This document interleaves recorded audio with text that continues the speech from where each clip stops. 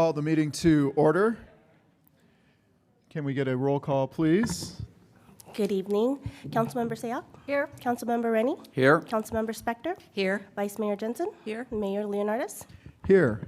I would like to invite forward this time our pledge leader this evening, Ms. Diane Goldberg. She is with the Kiwanis Club of Los Gatos.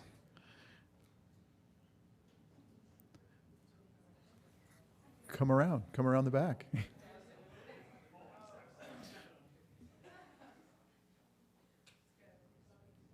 I'll share with you a few words about Diane, who is one of our consummate volunteers in the community. She's the current president of the Los Gatos Kiwanis Club, one of our service clubs here in town. She was the past secretary of the Kiwanis Club. She's a sponsor for the K-Kids at Louise Van Meter and Blue Hills Elementary Schools. She's also the sponsor for the Builders Club at Fisher Middle School. And K-Kids and Builders Club are versions of Kiwanis Club for younger kids. Younger than Diane and me.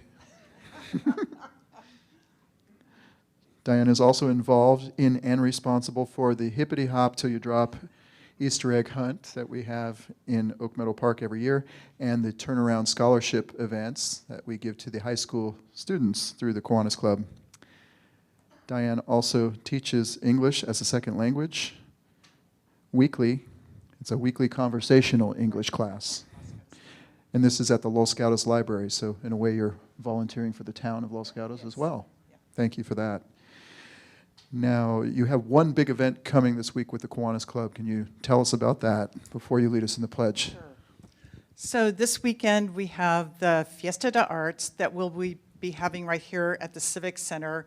It's our yearly fundraiser where we make all of our money for our turnaround scholarships, academic scholarships, for giving back to the children of this community. So we hope to see everyone there spending money this weekend. It'll be a lot of fun as well. So please lead us in the pledge. Okay. I pledge allegiance to the flag of the United States of America and to the republic for which it stands, one nation, under God, indivisible, with liberty and justice for all. How about a big round of applause for Ms. Diane Goldberg?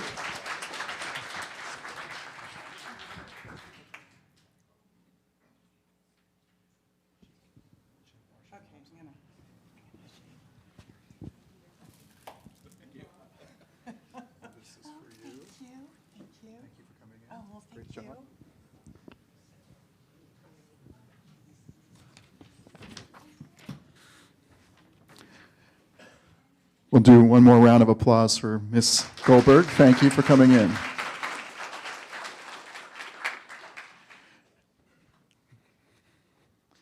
Next on our agenda this evening is a commendation. And I'm very happy to present this commendation this evening to one of our very appreciated businesses in town. I've been in business a long time. In my limited travels on this earth, I've been fortunate not to find a breakfast place better than this anywhere. And I think this is an incredible institution, and we're just so grateful to have this institution as part of our business community. I would like to invite up the owners of Los Gatos Cafe, and we have here this evening Sheila and Tina. Will you please come forward?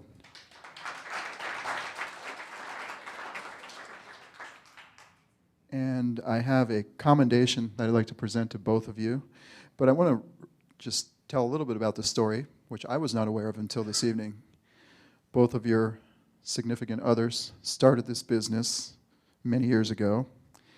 And I guess when they were in kindergarten, they dreamed of owning a restaurant together.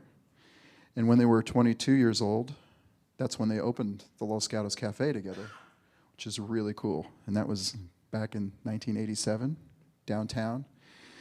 I really love the giant cinnamon rolls at the one uptown, the Los Gatos Cafe uptown. I can't tell you how many of those I've had in my life.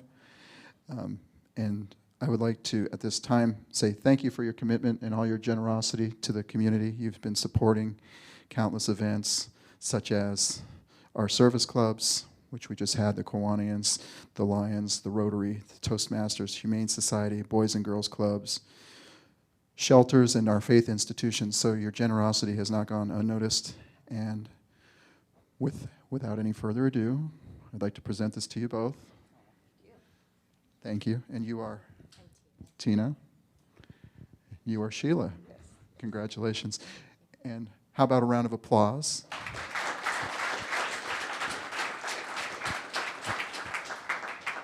And on behalf of your significant others, would you like to say a few words this evening? We are humbled by this recognition, and we'd like to say thank you to the whole community for supporting us all these years. Thank you so much. Thank you. And we hope to get you back. It's been, it's about 32 years. Maybe in about another 18 or years, we'll do a golden anniversary version of this. So thank you. We wish you many happy returns. Congratulations. Another round of applause, please.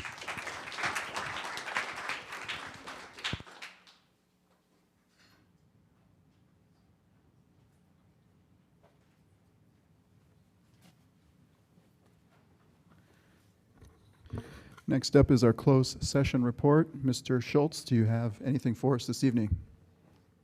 Yes, tonight, council met in closed session before our regular session to discuss real property negotiations. No action was taken that requires reporting under the Brown Act. Thank you.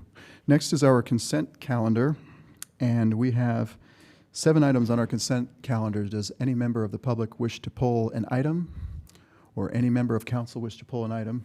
I see none. We'll go forward with a motion. Vice Mayor?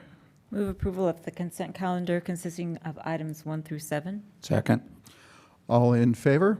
Aye. Opposed, none. It passes unanimously. Next, we have our verbal communications.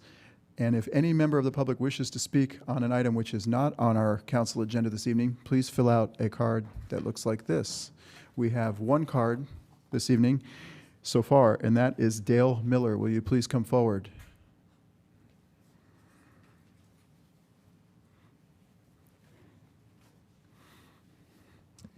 Dale Miller, 115 Newell Court, Los Gatos.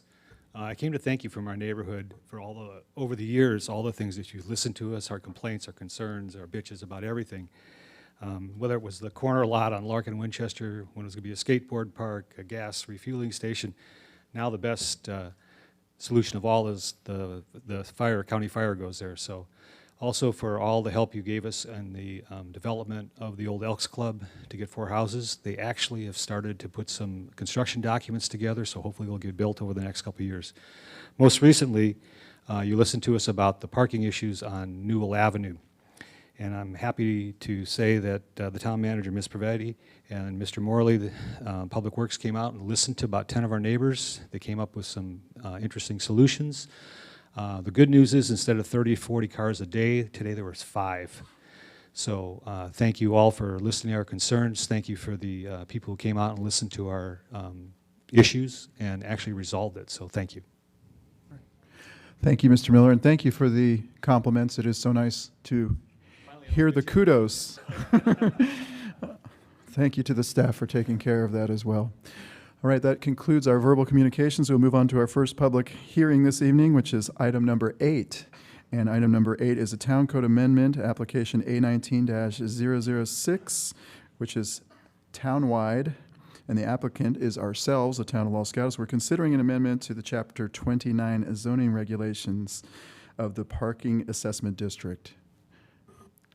Point of order, Mayor, would you like staff to do the report for all 3 ordinances together since there's a kind of a similar genesis and history, or would you prefer to take them one by one? That is yes. Thank you, Town Manager, for bringing that to my attention. So we will handle the staff report for items 8, 9, and 10 concurrently. And Ms. Shupin, thank you. Good evening, Mayor, Vice Mayor, and council members. The items in front of you are considerations of amendments to Chapter 29 of the zoning code regarding valet parking, parking assessment district regulations, and parking lot improvements as recommended by the Town Council Policy Committee and the Planning Commission. The recommendations propose the following changes: allowing private parking lots outside of the parking assessment district to charge for valet parking, and to modify the deciding body for valet parking permits from the Development Review Committee to the Community Development Director. Modifying the deciding body for parking lot improvements such as restriping or reconfiguration from the Development Review Committee to the Community Development Director.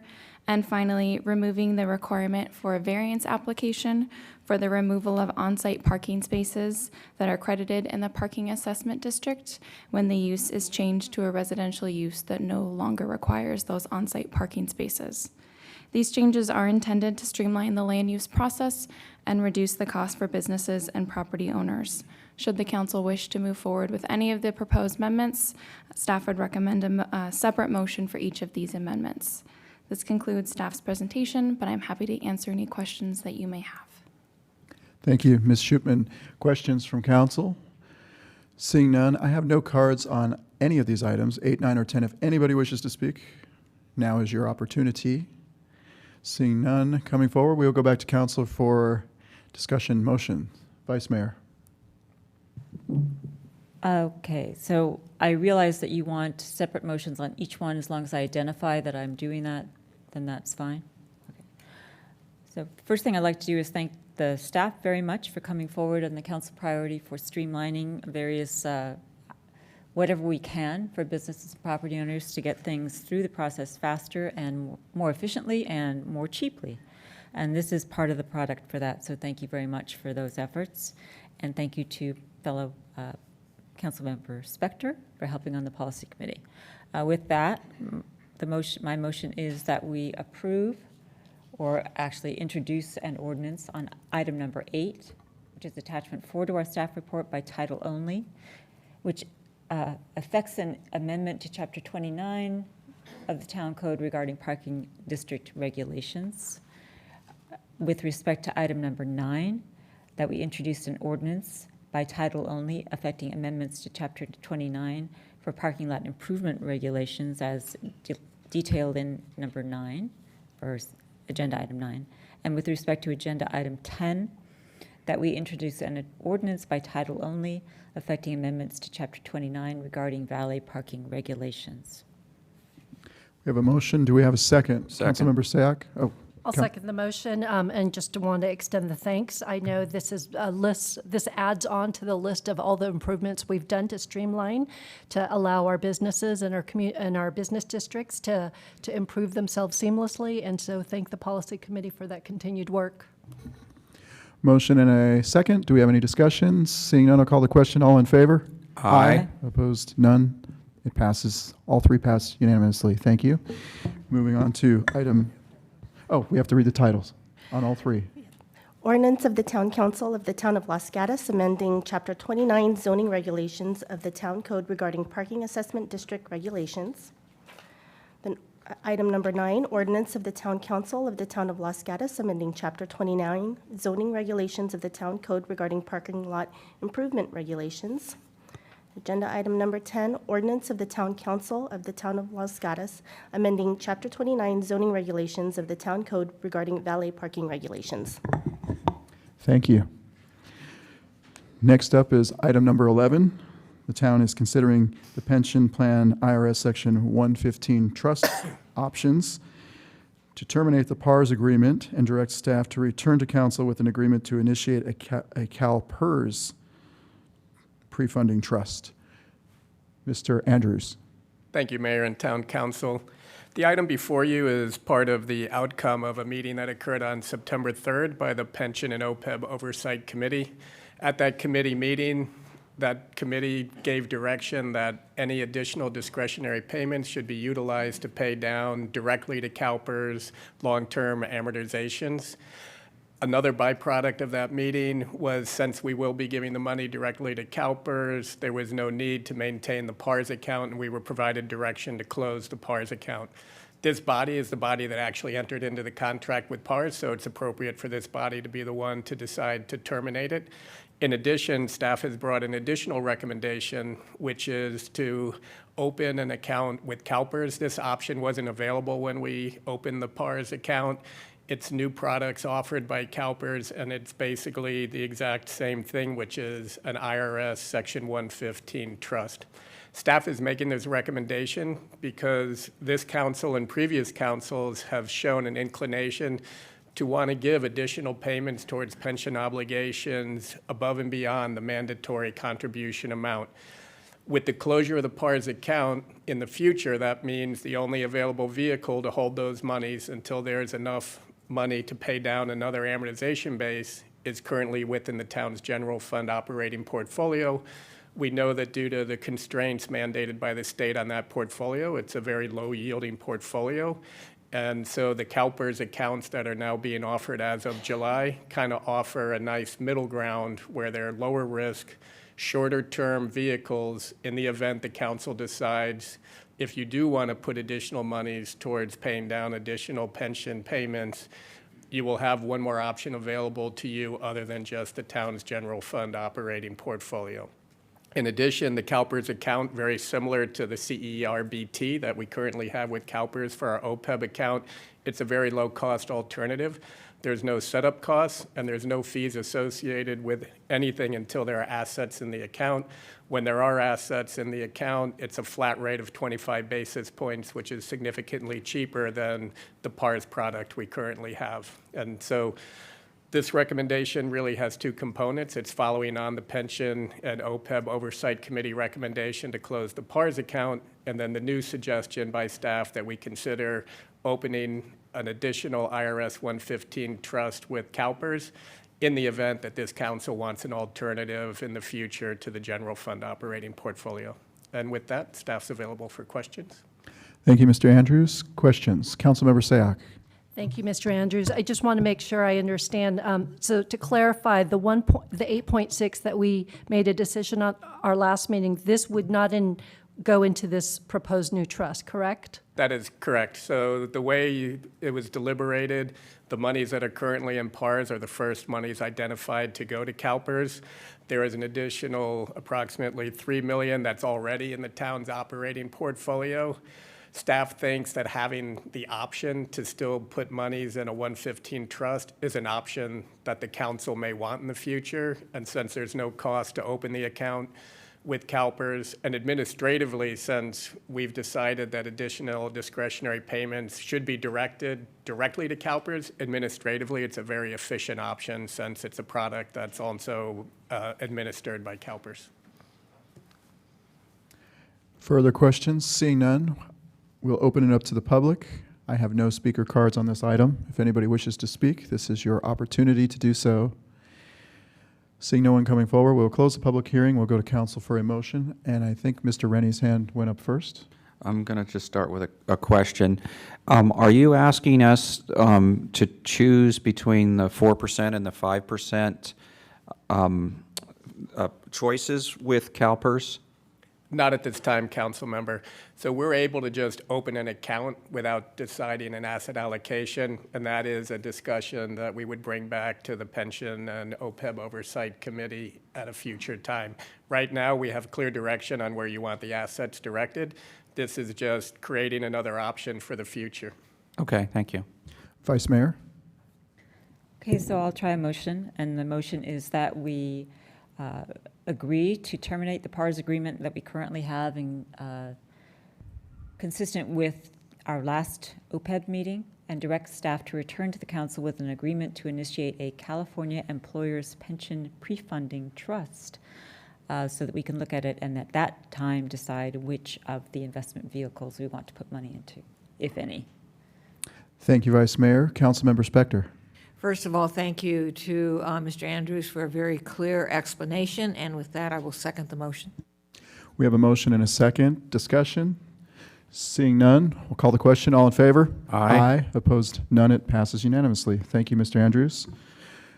We will be moving on to, at this point in time, our council and manager matters portion of the program, because a couple of our council members will be recusing themselves from the next hearing, so they get to leave after this part. And we will start with Councilmember Sayak. Thank you, Mayor. I have 3 items to report. The first is just that, as an email that I sent to you, the Silicon Valley Clean Energy approved their EV infrastructure plan, and the details are forwarded to each of your emails.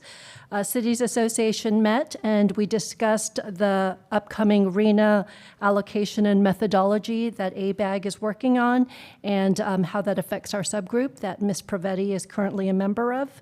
And the League of Cities is partnering with the League of Women Voters for a candidate forum for Jerry Hill's seat, and that is September 25. And so if anyone is interested in attending, we could ask Jeanette to put that on your calendars. All right, thank you. Councilmember Spector. Thank you, Mr. Mayor. The West Valley Clean Water Authority and the West Valley, I lost my notes. Anyway, the 2 West Valley, that is not collection and recycling. Anyway, the 2 of the organizations met, and there was nothing that occurred that I would report out on, with the exception that I anticipate at our next meeting, we will be considering and bringing forward to council at some point a request to increase the rates for our garbage collection because of the changes in the policies in China as they relate to recycling the recyclables. Thank you, Councilmember Spector.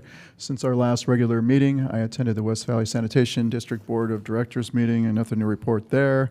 I also attended the Treatment Plant Advisory Committee meeting in San Jose. I have nothing significant to report there.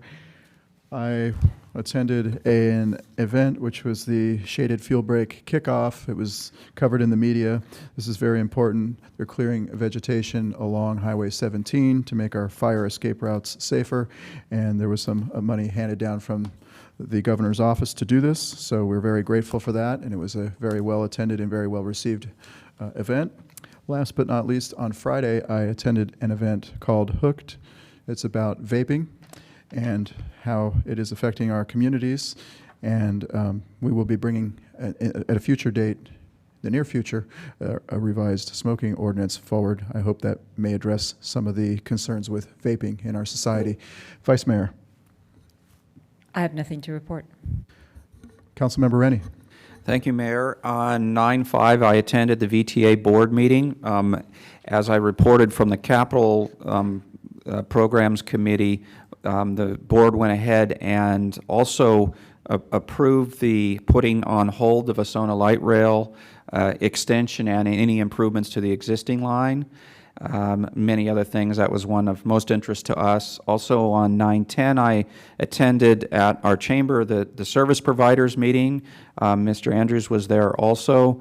There was a very good presentation from the county by somebody named Vanessa about senior food anxiety, and I was surprised to hear that Santa Clara County is 3rd in the nation for the highest percentages of seniors that have concerns about getting enough to eat. They also have a pet food donation for seniors, so they have centers for seniors that can get food, and they also can get food for their pets. And one story that Vanessa told that struck me was there was a gentleman that had joined their program and was getting food donations, and after he'd been in the program a little while, he brought in a case of dog food to donate to the pet give out, and they said to him, "Well, why are you donating? You're a member of it." And he said, "Now that I'm on your program, I don't need to eat this anymore." So it was very moving story for me. I wanted to share that. Also on 9/12, I attended the Silicon Valley Clean Energy Risk Oversight Committee, and Councilmember Sayek, also when she attended the Cities Association Selection Committee, she informed me that I was reappointed to the Emergency Operating Area Council for the county. I'm currently the vice chair for that. So the Cities Association gets to appoint the various people from the different areas. So I represent West Valley and South County on that. And that's it for me. Thank you, Mr. Rennie. Ms. Pravetti. Thank you, Mayor. I have 3 items to report. Tomorrow, the Arts and Culture Commission is meeting in these chambers at 4 o'clock to hear the 3 final proposals for a median gateway art exhibit. The public is welcome. Those exhibits will also be on display in the public library for others to provide comment on. Second, we are doing Screen on the Green this Friday. We're showing Incredibles 2. Should be a lot of fun at Oak Meadow Park, and the screen time is at 7:30. And finally, we are starting to collect applications for our boards and commissions. Information is available on the town website. Thank you. All right, thank you. Now, before we move on to item number 12, we have a couple council members who get to go home. Mr. Schultz, will you tell us how the process works? Yes, good evening, Mayor and Council. So prior to tonight's agenda item, we have to deal with an issue that has been going on for about 9 months and the analysis that needed to be done under the Political Reform Act. The Political Reform Act deals with conflict of interest that prohibit a council member from taking part in any governmental decision if it's reasonably foreseeable that that decision will have a material effect on their financial interest. Mayor Leonardis, Councilmember Sayoc, and Councilmember Spector all own real property defined as historical structures under our town code. Councilmember Rennie owns real property within the historical district and within 250 feet of historical property, but his property is not considered an historical structure under our town code. My legal analysis concluded that the Mayor Leonardis and Councilmembers Sayoc, Spector, and Rennie all have a conflict of interest under the Political Reform Act. I requested an opinion letter from the Fair Political Practice Act, and they agreed with my analysis that the 4 have a conflict of interest under the Political Reform Act. The Political Reform Act does allow a council member who is otherwise disqualified to participate in a government decision and allows them to participate what is called legally required. This typically is the exception that is used when you can't form a quorum. In this case, we have 5 council members. 3 members constitutes a quorum. Since 4 of the 5 council members have a conflict of interest under the Act, the rule of legally required has been put into place, and the Fair Political Practice Act is in agreement with that. Accordingly, the 4 disqualified council members have participated in a random selection process to choose which 2 officials can participate in the decision to create a quorum. Mayor Leonardis and Councilmember Sayoc were randomly selected to participate in this agenda item, so Councilmember Spector and Rennie will now be excused and leave the room.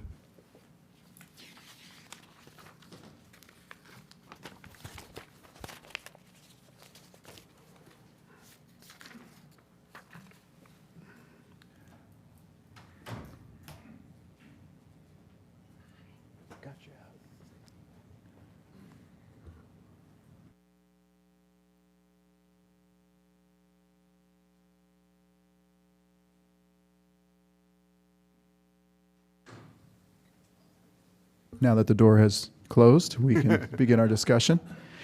So we will begin with our item number 12. Staff recommends that the council discuss and provide direction on whether staff should draft a Mills Act ordinance and implementation program. Mr. Schultz. The Mills Act is a state law that grants local governments the authority to establish, administer, and implement a Mills Historical Preservation Tax Relief Program to encourage the preservation of historical buildings.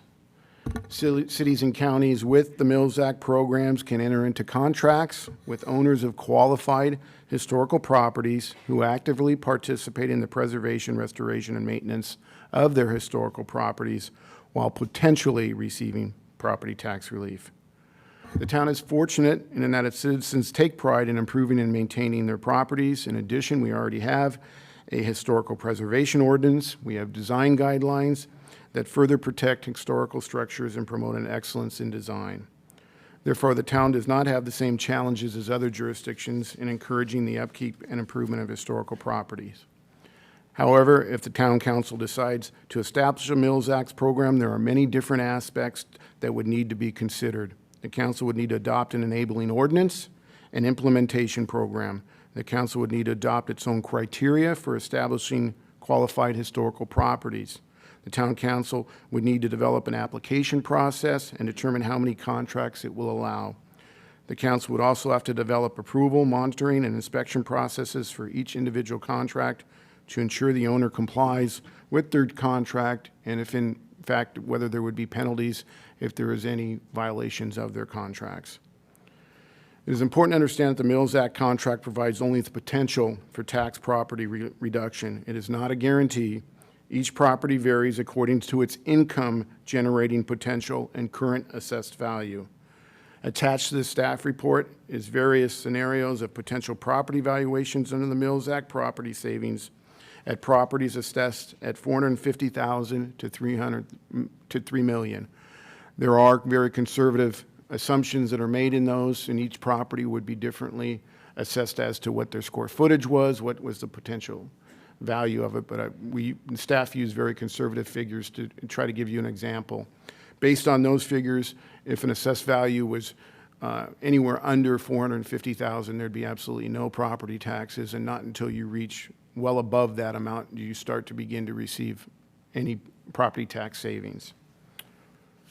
Therefore, longtime owners who have Prop 13 benefits would not be expected to experience any savings. The Town Council decided in January 2019 not to include this topic as a priority and goal or as an ordinance for the town attorney to work on. Due to public comment at the subsequent council meetings, the mayor requested this item be placed on the agenda. Therefore, this report provides only a brief overview of the Mills Act. The town staff has not done any fiscal impact of a Mills Act ordinance on the town. We do, however, believe that it might be very minimal depending on how many contracts and which contracts were let. And I think I state in my staff report, many towns cap what the assessed value could be at 1.5 million, so there isn't as much of a fiscal impact.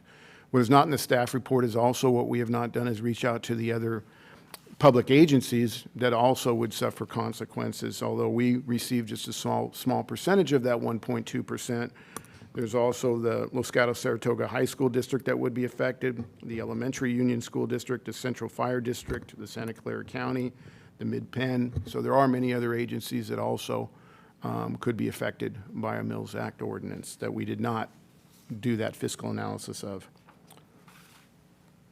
Due to the FPP's conflict of interest I just went over with 4 or 5 of the council members, there's only 3 of you that are hearing this item.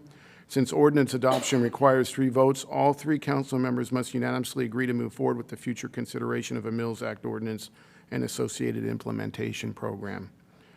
As an alternative to the Mills Act, the Town Council could consider other historical preservation options as future strategic priorities, such as the review of our existing code and guidelines, additional historical surveys that the town could do, and inventory work or similar items.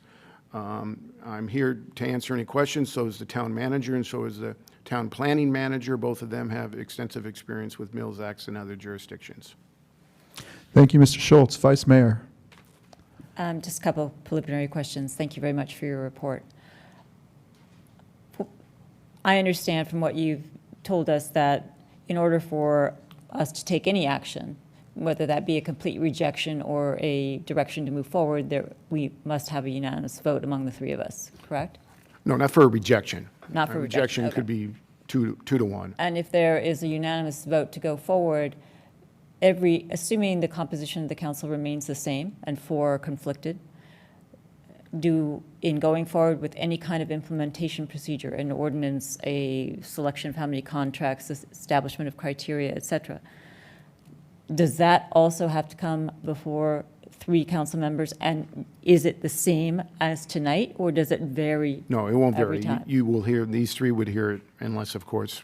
And on each occasion, would it have to be a unanimous vote to go forward? Yes, because the ordinance, the first implementing document would be the ordinance. That would definitely have to be a 3-0 to implement the ordinance. As for the program, that's a very good question. The program itself could probably be implemented 2 to 1. So, for example, your very first implementing ordinance is just fairly simple, and it is not that complicated just for the Mills Act to put it in your ordinance. The program is where most of your difficult questions are asked, and that could be answered with a 2 to 1 vote because that's not an ordinance. So it's really the implementing ordinance that would require a 3-0 vote. Really? Okay. I'm surprised by your answer. And particularly because if you're conflicted because you stand to benefit because you own a historical property, your benefit may be dependent upon how many contracts are let, what the criteria for the contract is, et cetera, et cetera. So I'm just expressing surprise at your answer. My other question is that if the three here were to determine that they hypothetically want to go forward with looking at our current historical standards, as you mentioned at the end of your report, I'm assuming that because that's townwide and it has to do with where they don't have a direct fiscal impact, could be heard by the entire council. That's correct. Okay, thank you. Councilmember Sayak. Thank you, Mayor.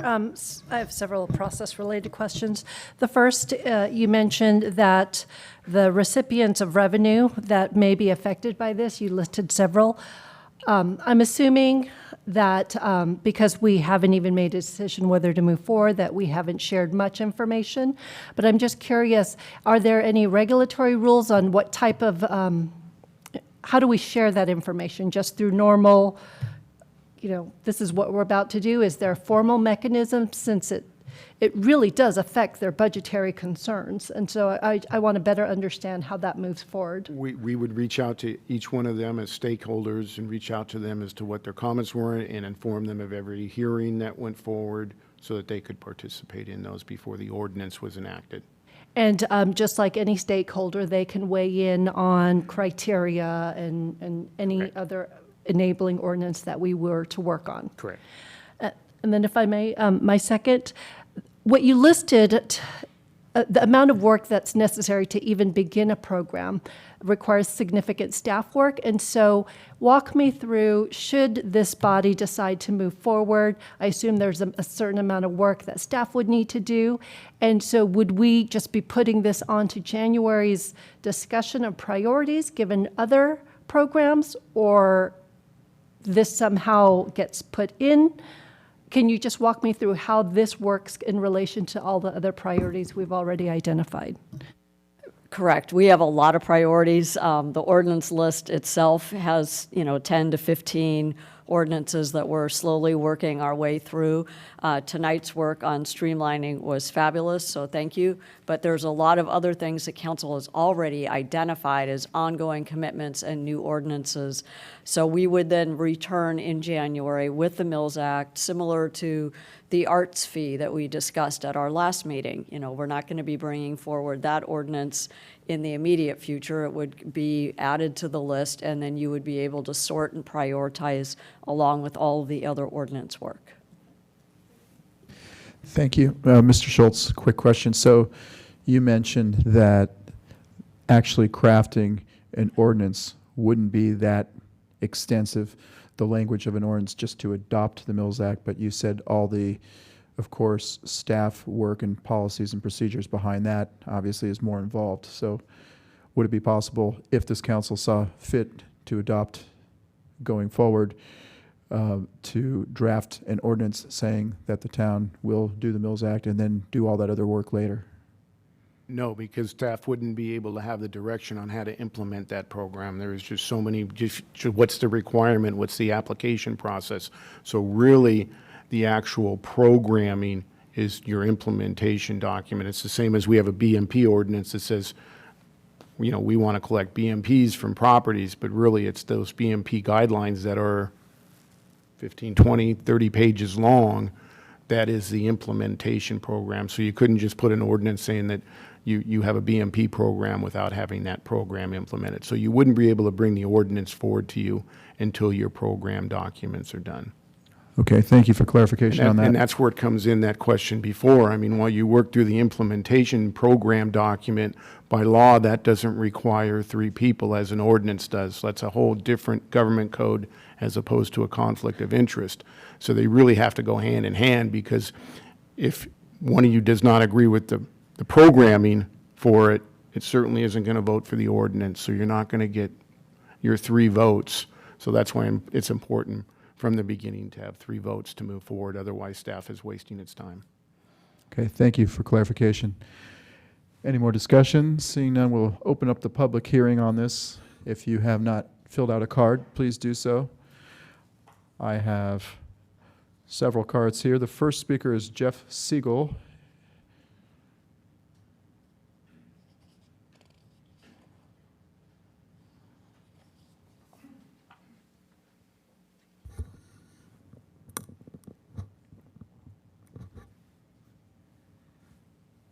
Does this work? Ah.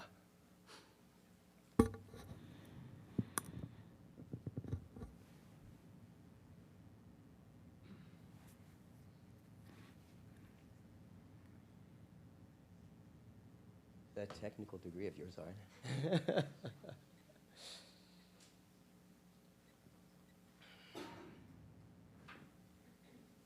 They're really fabulous slides. You should see them.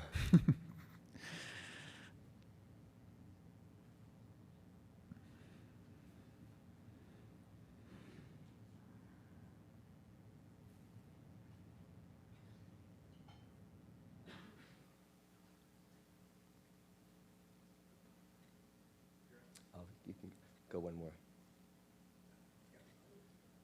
Okay. Great.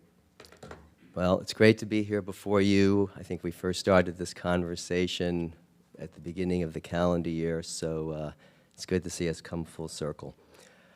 And since the time when we last got together, there's been a lot of market research done, a lot of data collection. A 2019 historic survey was done, which is the first survey in 28 years since the last one was done. So we have a clear and clean snapshot of reality versus what maybe perception might be of what reality would look like to some. Let's start with this central thought, which is a truth. Most homeowners cannot get the job of historic preservation done all by themselves. Local governments need to become an active partner in achieving that aim. As we're going to see in the data we're going to share in a moment, we're not even close to achieving that aim today. This is why 100+ towns throughout the state of California have adopted the Mills Act. It is a private-public partnership. It is the town working hand in hand with the homeowners with the goal of historic preservation and the value that brings to the town as well. And I should direct you to another piece of information that you would have received in your packet that shows that in this last calendar year alone, construction costs have gone up 20%. So if you're an owner of a historic home and you think it was hard before to find the money to preserve your house, good luck trying to do that now in this economic climate. So what this slide shows, and this is something that has been proven across the state and through well over 1,000 historic towns across the country, is that historic preservation does not happen effectively without economic incentives. If you have the economic incentives, those goals can be achieved. Without it, what you end up is with historic loss. And that's exactly what we have in this town right now. So these sentiments about the importance of this private-public partnership are shared by a lot of people throughout our community, in both there as well as by a lot of residents that are in historic neighborhoods. Many of these don't even own historic homes, but they see the value to the neighborhood. So decaying homes lead to vanishing homes, and that's exactly what we have seen in a great deal of that.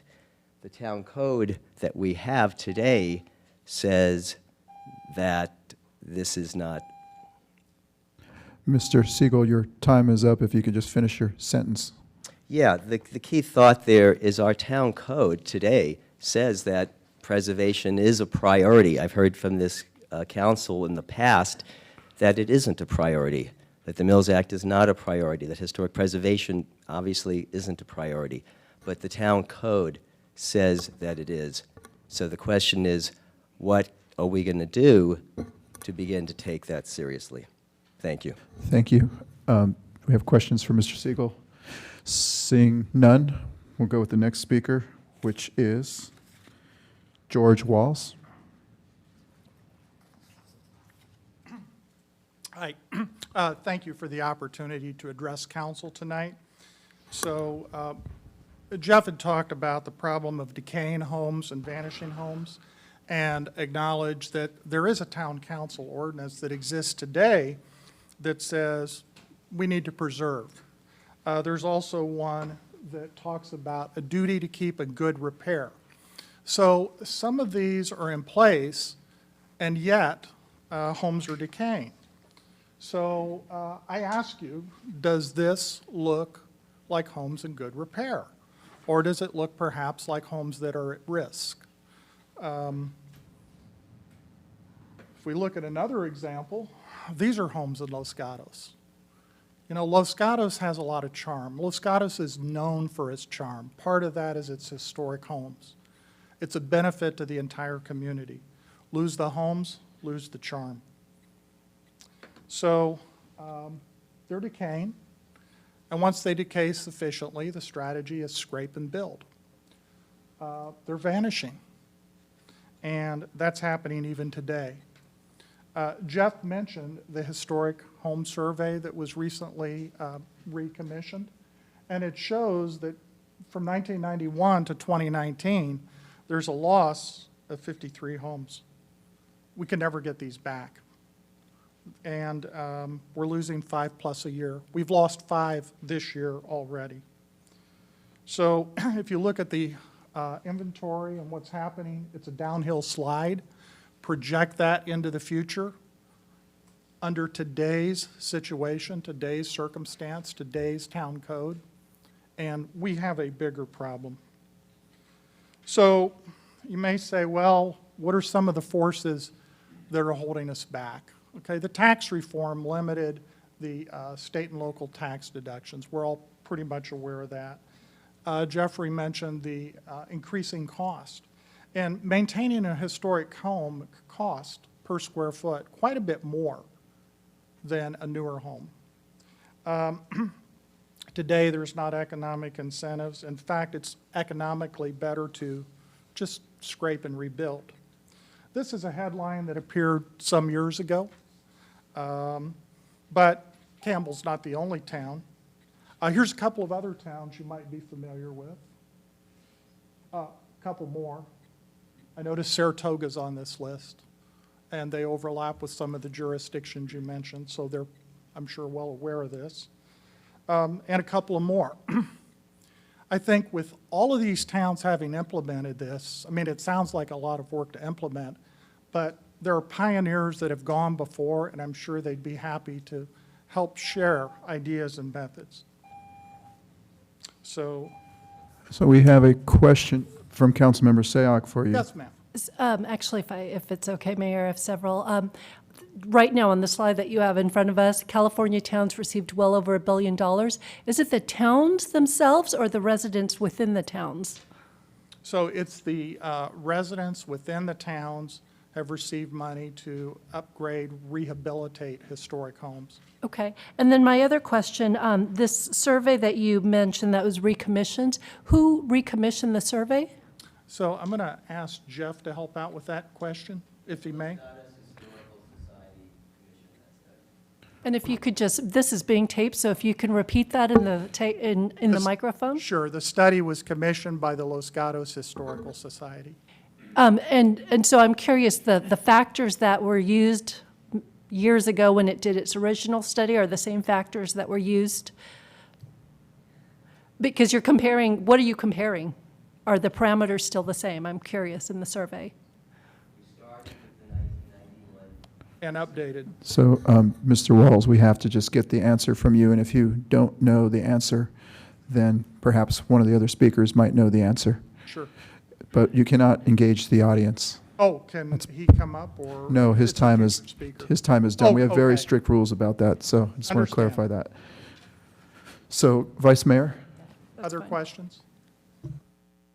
Okay, I wanted to follow up on Councilmember Sayak's question about the $1 billion you have on the slide here. Yes. So you said it goes to individual property owners. If I own a historic property, what happens under the Mills Act is I get a tax break, correct? Exactly. And I do not now pay my full amount of property taxes because I've contracted to be under this act, correct? Correct. So those billions of dollars, one could argue, are billions of dollars that are not going into property taxes for the town, the schools, the open space, the whatever it is. Because they're coming out of property tax revenues. Yeah, those are coming out of future revenues where the homeowner has invested $1 billion or more today, and then that's offset with future reductions in property taxes For the homeowner. for the homeowner. Right. Okay, thank you. Or the business, yeah. Councilmember Sayak? So I want to, again, this slide, and you're the lucky one in that you landed on this one. So there is no state funding that comes directly to the town for preservation funding. Because if we were to enact the Mills Act, we don't assume then that the state gives additional funding for preservation funding. So we do have a financial analysis, and it's probably better to look at that. But the answer to your question is, yeah, the state does not directly give money to Los Gatos. It is a forgiveness of property taxes that, moving forward, that affects all of the state revenues and then the sharing. Okay, thank you. Thank you. Mr. Halls, we will move on to Okay. Stuart Huizenga. Stuart will be followed by Dave Fulton. I am Stuart Huizenga, and I'm actually going to forward to, I thought it might be helpful for you to look at an analysis that I put together to try to help frame sort of the financial impact of a Mills Act.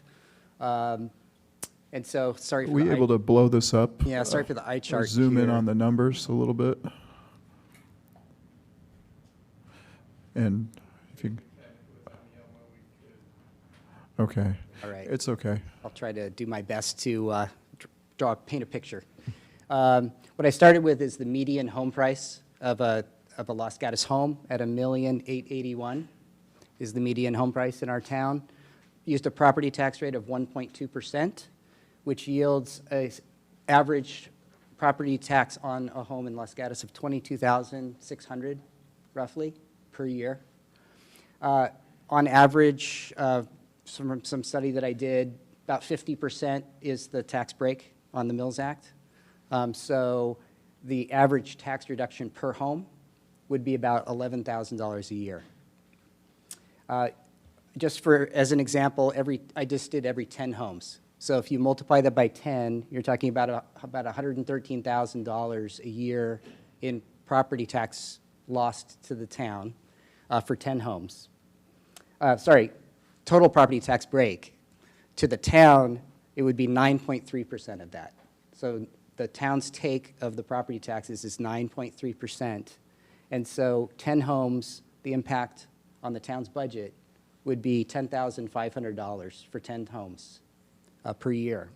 And just to put that in context, if you go back and look at the town's budgets going back 7 years, the property taxes, just the town's portion of the property taxes that have come to the town's benefit have increased on average $1.2 million per year in the last 7 years and are now at $16 million. They were $7.5 million 7 years ago. But that 9.3% take that the town gets has increased $1.2 million annually. And so the impact of 10 homes would be roughly $11,000 compared to an annual increase of $1.2 million. So this is, I'm just talking about the tax lost to the town, and it pales in comparison to the increases we've been seeing annually in the town budget coming from property taxes. But this is just the tax loss.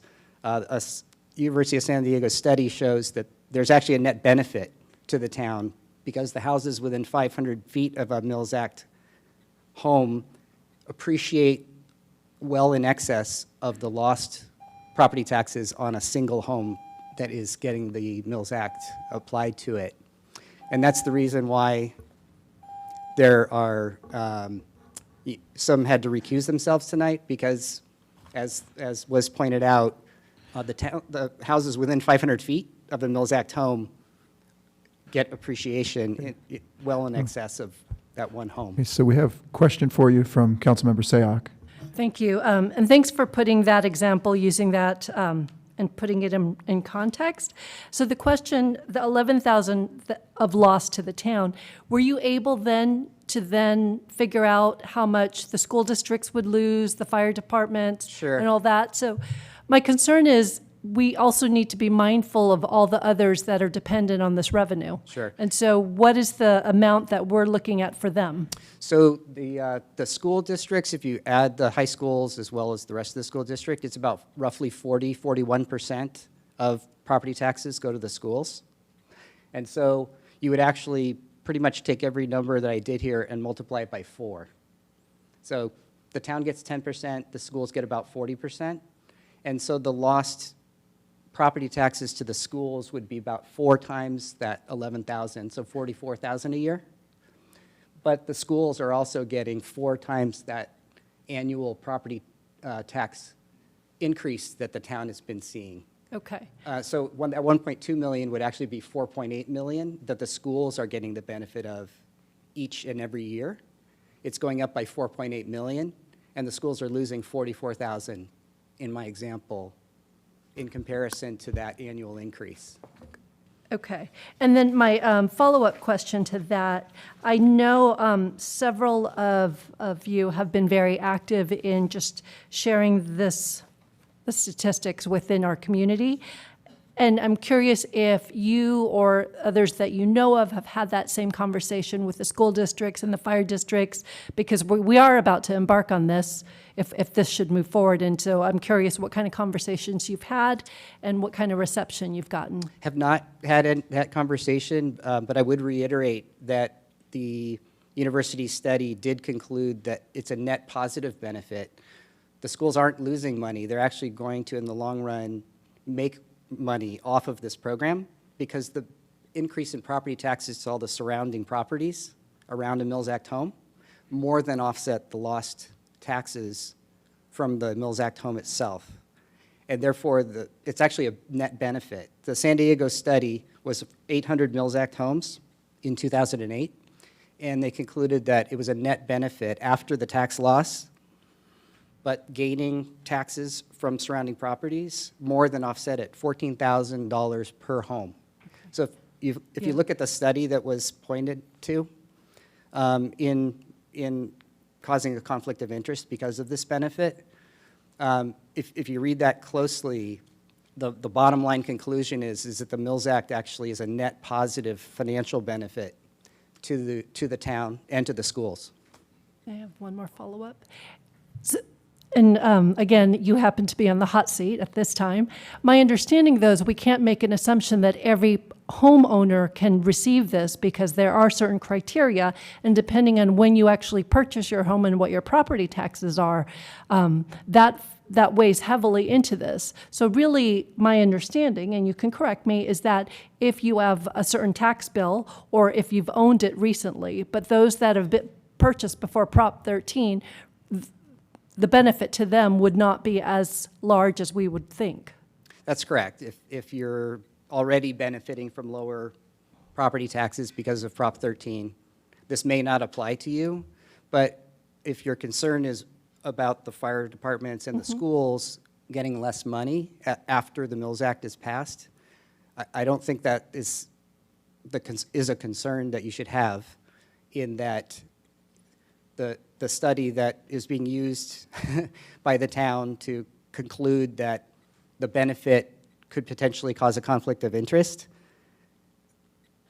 they're computing a positive impact on the fire departments and for the schools, that the property taxes for the surrounding area of the city or surrounding a Mills Act home is going to offset the lost revenue on one Mills Act house. They've calculated within 500, if the homes within 500 feet of that Mills Act home are going to appreciate in excess of the lost property tax revenue on that one Mills Act home. Okay. And so they're calling it a net benefit because you're going to be collecting more property taxes on the appreciating homes around that Mills Act home that will be in excess of what you lose on that one house. Vice Mayor. I want to follow up on Councilwoman Sayak's questions and your argument.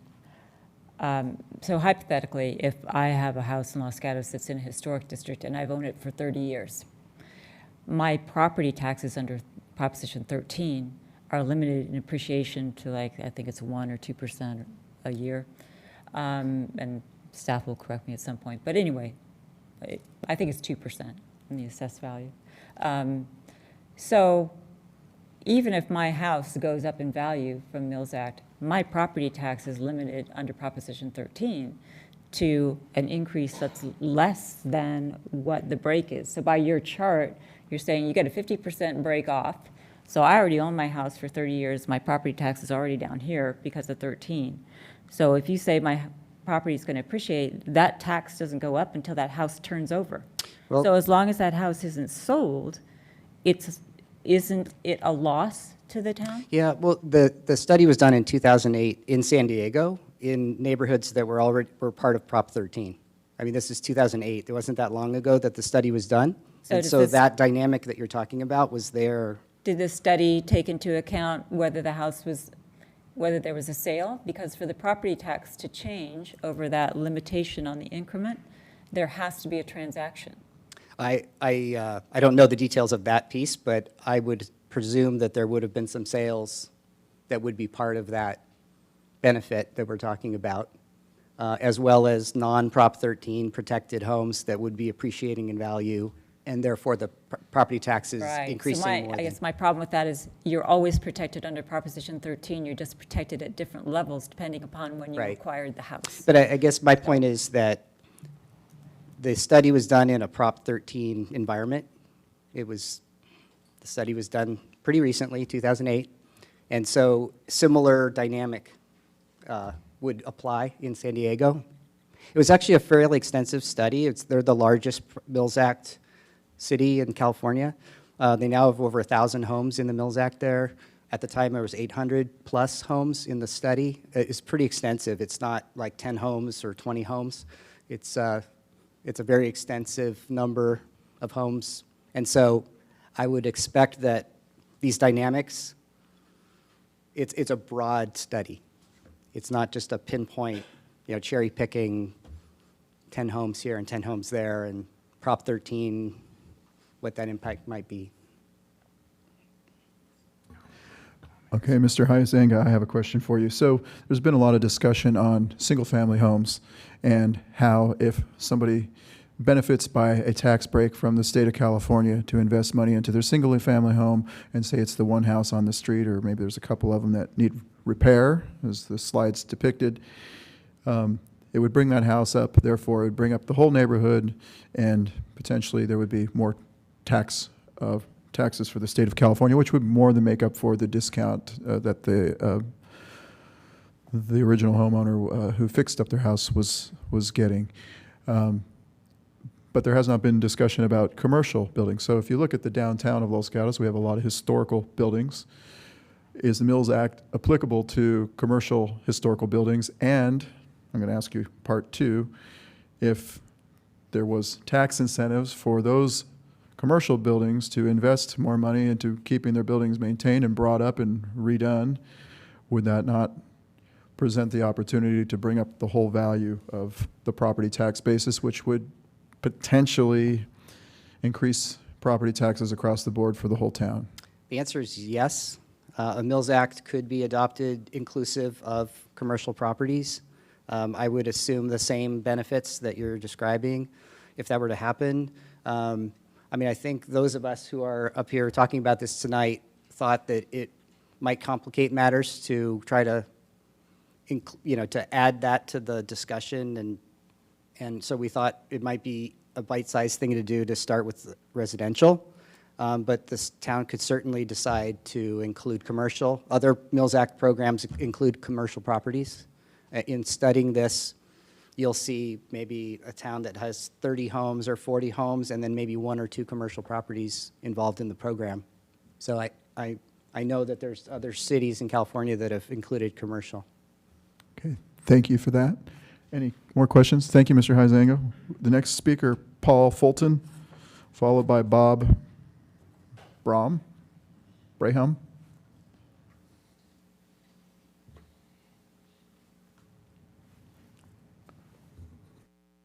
This isn't, if you could forward it.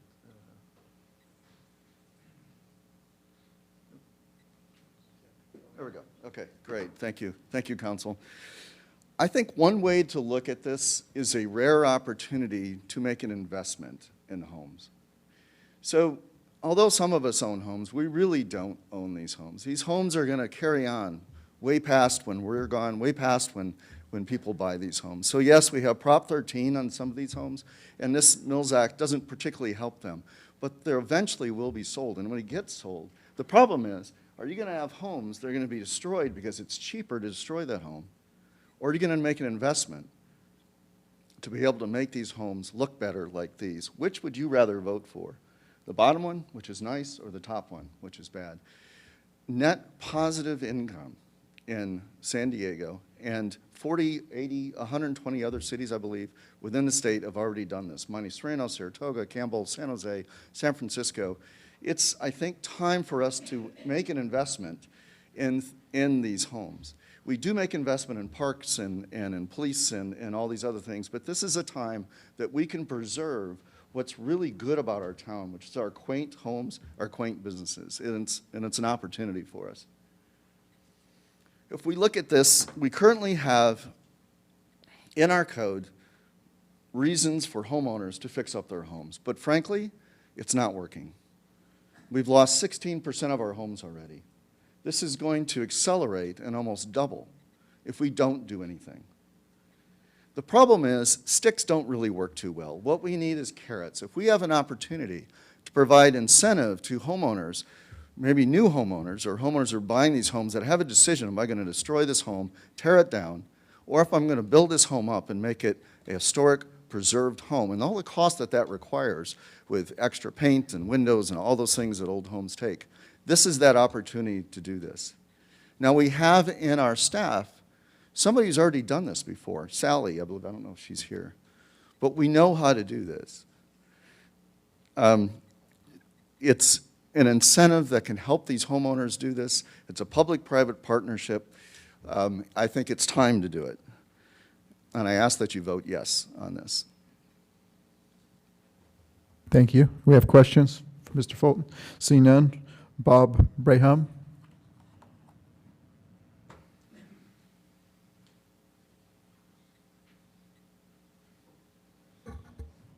Thank you, Mr. Mayor. I'm not going to use slides. I'm going to go a cappella on this. As I was listening, Councilmember Sayak and Vice Mayor Jensen, you asked some really good questions about the heart of the matter and the cost, the trade-offs, the ongoing requirements to vote through various gates. I'm just a simple resident. I don't know what all that's about. All I know is we've lived here for 25 years. My wife and I came here a little less than that ago to this very council to get our remodel done, and we continue to maintain a home. In fact, I remember, I think Barbara was part of the town council at the time. Here in 2019, it's a high-stakes poker game. I don't have a historic home. I'm one of the rare few who can afford to do it and maintain the house. But as we have more people moving to the community, it is a high-stakes poker game, and it's tough. We can't help everybody. We can only help a small portion with this act. But, you know, the proverbial story about the starfish on the ocean, with the young boys walking the boat and throwing starfish back in the ocean. The old man says, what are you doing? You can't save all these starfish. Boy picks up one, throws it back in the ocean. I can save that one. That's what I feel this act can do. So if we can find a way to work through the detail, you're closer to it than I am, I think we can save a few starfish and help some people, you know, be able to live, prosper here in Los Gatos. Thank you. Thank you. Next speaker, Vicky Huizenga, followed by Catherine Summers.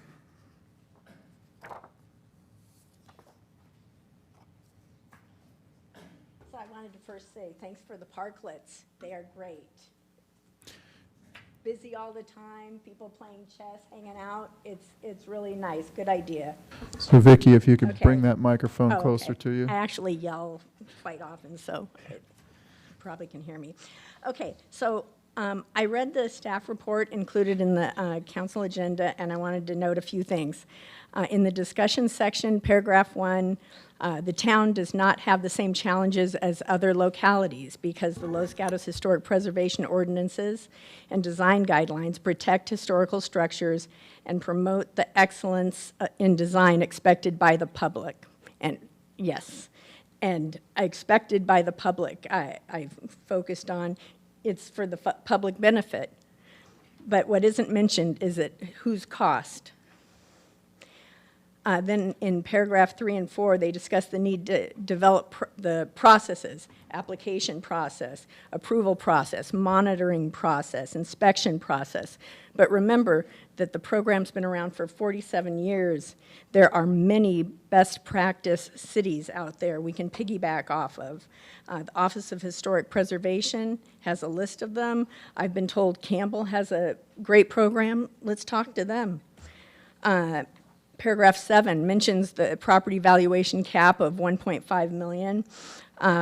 Los Gatos has a median home price of $1.9. I know that Beverly Hills program has a cap of $7.5. So it can be tailored to suit Los Gatos.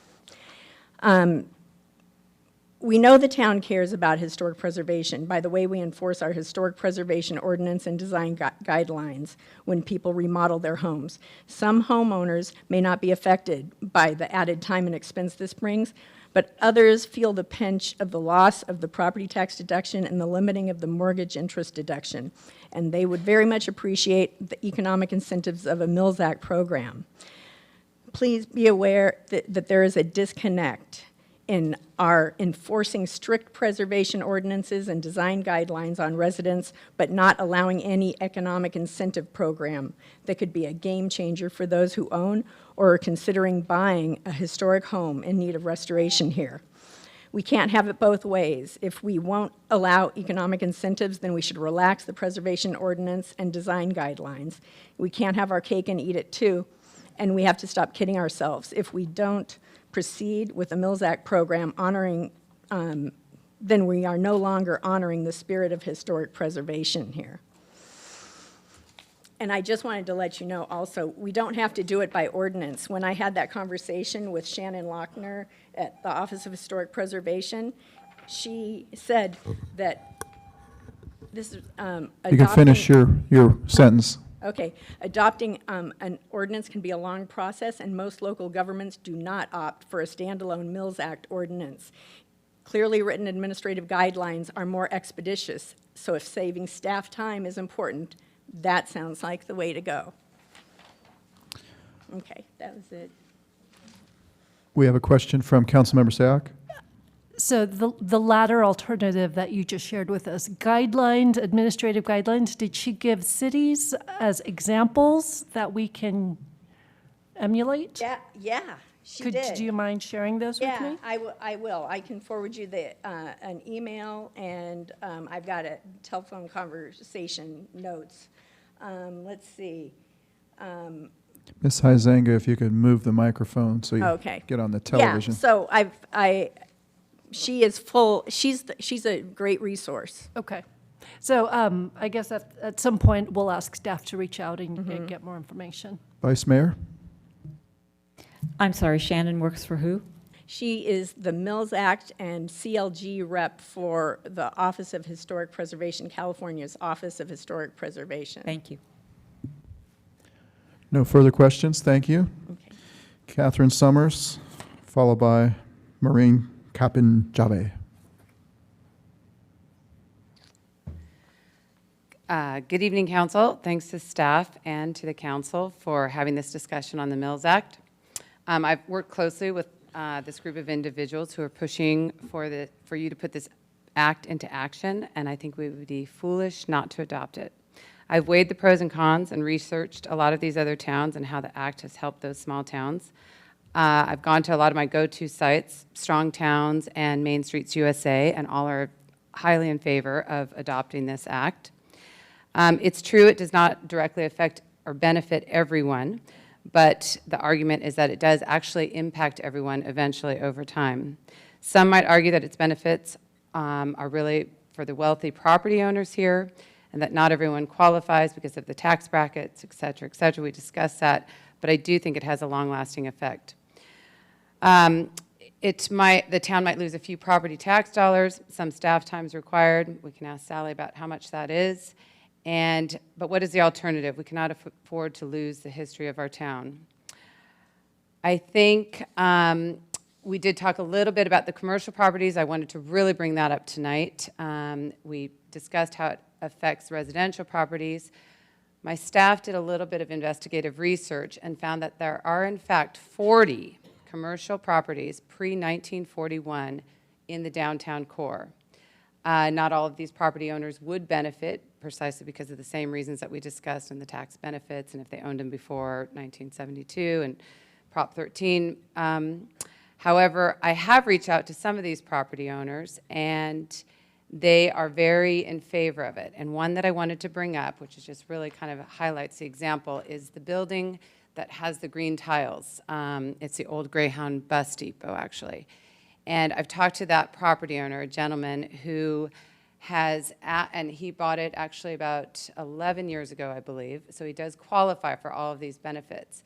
He's asked how much, you know, he's gone through all the process of redoing the facade on that building. And it's about $75,000 to redo that tile. He right now wants to scrap it. He actually hopes that maybe a couple tiles fall down on the street and, you know, hit somebody, and then it's going to be a hazard and he'll take it down.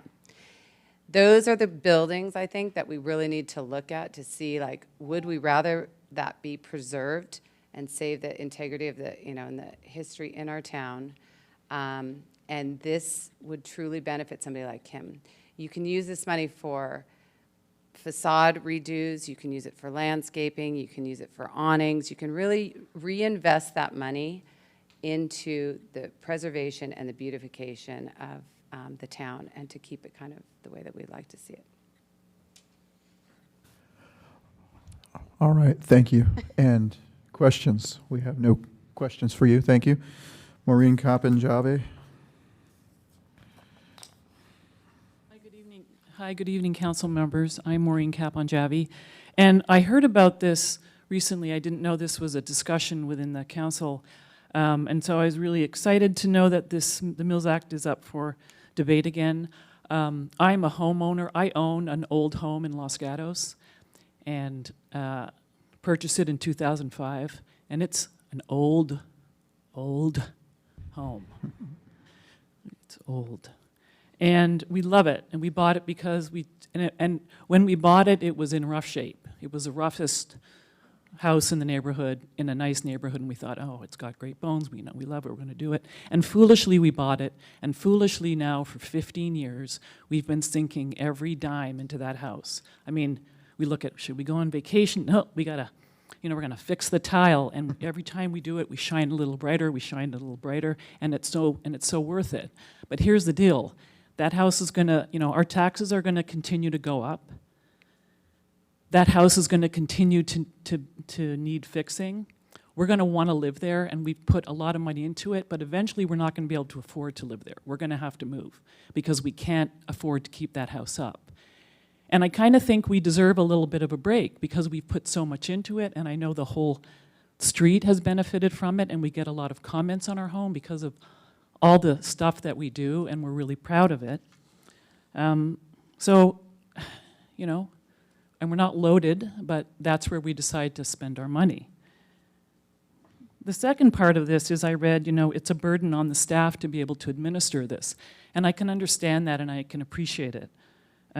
But there's a lot of help in this town. There's a historic preservation society, and those, or council commission. Folks on that commission can volunteer to help. Homeowners who are affected by this would volunteer to help to administer it and figure it out. There's examples all up and down the state. We're not starting from square one. As a homeowner, I would be happy to sit on a subcommittee or a commission to help bring the Mills Act in town. I think everyone would participate. And again, as other folks have shown, it really takes a village. And I think there's enough incentive here by homeowners and other neighbors who appreciate what these homeowners are doing, and the town to understand that, this is a beautiful jewel of a town, and we want to continue to let it shine. And I think these are exactly the kinds of programs that the whole community could get behind. And me, as an individual homeowner, would really appreciate the break. Thanks. Thank you. Questions? Seeing none. So that's the last speaker card that I have. If anybody else wants to speak, now is your chance. If not, I will close the public hearing. We'll move to the council for discussion and or motion. Vice Mayor. I just had a question. I think it was Ms. Summers said that monies would be used for tiles, landscaping, awnings, et cetera, et cetera, et cetera. My question is, if I am receiving an individual property tax break, what requirement, if any, is there for me to put that money into the historic property? And if there is a requirement, how is it monitored? There is a very strict requirement. It's typically a 10-year rolling tax program. So basically, when an individual homeowner comes forward and requests a contract, they have to provide a 10-year work plan in terms of what are all the investments that they're going to make. So maybe year 1 is the tile, maybe year 2 is the roof, year 3 is the chimney, whatever it is. And then because it's rolling, they have to continue to add projects to the list. But just, I don't believe landscaping and awnings, we'd have to look at that more carefully. It's not just a, this is how I'm going to get my new refrigerator and appliances and that sort of thing. And that's why, it needs to be monitored. Vice Mayor. Thank you. A follow-up. Does my work plan, so let's say the chart that was up, 11,000, I get $11,286. I provide a work plan for year 1, I'm spending $11,286, not $10,000. $11,286. At least. And so who monitors this? What happens if they don't spend it? Am I prosecuting someone? Am I taking their money away? Am I sending staff out? Is next door saying Joe Blow got a property tax break and is not putting it on his house? So those are all the things that are in the staff report that these 3 council members, if we move forward, would be discussing, what the penalties are, what the fines would be, what the process would be, whether it be criminal prosecution, how many contracts are let. Just a few other comments that were made also is that there was a reference from the study from the San Diego University that determined that there was a net neutral, and I found that research and provided it to them. At the same time, that same research, though, the grand jury for San Diego 2008 determined, and I can read this to you, the designation leads to a significant and growing loss of tax revenues for the city via the Mills Act property tax reassessment. The criterion processes for historical designations are far too lax, and there are insufficient personnel to regularly inspect designated properties to ensure that they are being preserved in accordance with the Department of Interior standards. These deficiencies are magnified when it comes to historical districts. This report's about 25 pages. I can provide that to you, but that's why we need to make certain, if we're going to move forward, that this program is very specific. And I think there's a perception that because you have a historical home, you're automatically going to qualify and get a contract. Each contract comes in front of you. The council's the one that would approve that. The program for the 10-year period would be approved by council. Campbell has 8 right now. They're only going to go to 10, and they're going to shut it off. No more allowed. Saratoga only has 3. If you look at jurisdictions our size, I can't find one that has more than 10 contracts. So the idea that this is going to benefit a tremendous amount of historical homes in the town is not necessarily correlates with my research. Okay, thank you. My final question then is the bottom line that whatever enforcement and monitoring has to be done by the town at the town's expense. Correct. Councilmember Sayak. So I'm asking all these questions because, as you know, the devil's in the details. Ms. Zarnowitz, you were singled out. So I'm curious, Berkeley, San Jose, I know San Jose is large. Berkeley, if you could just walk us through, it sounds like the contracts come specifically to the council. They decide how many. Do they come in at once and then they choose the 10? Like, how does one decide which contracts to honor and then which projects within those contracts to match up with the tax savings? So I don't have an updated. Okay. But in 2008, Berkeley had 7 contracts, and yes, they have an ordinance, and yes, they have a certified local government program. The list of all of those in 2008, I haven't updated. The majority all have ordinances, and as a municipal lawyer, I would say you must enact an ordinance. I'm not going to rely on I believe, a layperson that works with the state on saying you don't need an ordinance. But there are a few that do not. But I would absolutely recommend the list on here goes on, and 90% of them require it. But as of 2008, Berkeley had 7. So in either Berkeley or San Jose, was it a staff per se, or could we utilize our Historic Preservation Commission in doing some of this review and some of this work? I'm just curious if you could give us a flavor of how those cities utilize the program. Not to say that we're going to follow it, but I'm having trouble understanding this. Yeah, so it's an application. It would be an annual. Every year there's a certain number of applications that come forward. They're usually reviewed. They're reviewed by the Historic Preservation Committee or Commission to make sure that the homes, first of all, or properties are historic, because some of them are designated and some of them aren't. In San Jose, actually, the property has to be a city landmark, so it has to qualify at the highest level. In Berkeley, it could be at a lower level. But then there's, as Ms. Pavetti said, there's the whole work plan with a detail of what work would happen every year in order to spend all the money that the property owner is saving. And it goes through, from the commission to the council. The council reviews it, and ultimately, because the council, the city signs the contract. It's a contract between the town and the owner. And then that all gets recorded with the county, and the assessor calculates the tax savings. And then every year, whoever is monitoring the program, which is typically a staff person, they review all the contracts. They do a site visit to verify what was done last year, what are you going to do this year.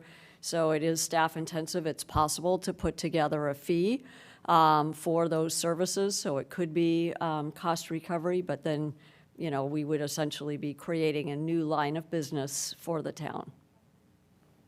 So I'm going to call on myself just to follow up on what Mrs. Arnowitz and Ms. Pavetti said. So let's assume that, the majority of these homes, as Ms. Kapin-Javi described, need a lot of work. And they're going to come to the town with, a $500,000 to $1 million proposal. They got to jack it up. They got to put in a new foundation. They want to restore the whole thing to its vintage grandeur, right?